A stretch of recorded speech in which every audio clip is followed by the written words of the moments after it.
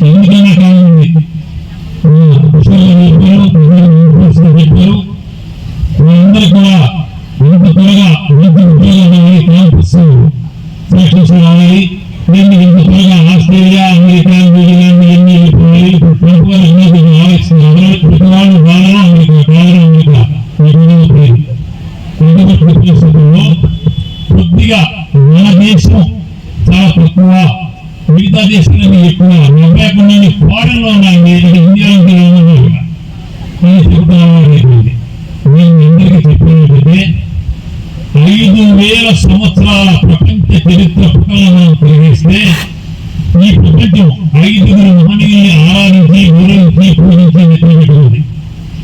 అందులో మొట్టమొదటి వాడు మా గీతాసారాన్ని అందించినటువంటి శ్రీకృష్ణ భగవానుడు, రెండో వాడు శిలువనెక్కినటువంటి జీసస్ క్రైస్ట్, మూడో వాడు ప్రేమతత్వాన్ని పూజించినటువంటి ప్రాఫెట్ మహమ్మద్ ప్రవక్త, నాలుగో వాడు బుద్ధం శరణం గచ్చామి, ధర్మ శరణం గచ్చామి, సంతం శరణం గచ్చామి బుద్ధ భగవానుడు నాలుగో వాడు.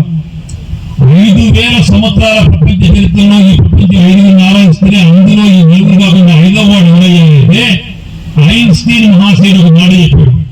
రక్తమాంసాలు కలిగినటువంటి మనిషి ఈ భూమండలం మీద నడయాడేటువంటి నక్షత్రాలను నమ్మని మహాత్మా గాంధీ చెప్పాడు. 5వ మహాత్మా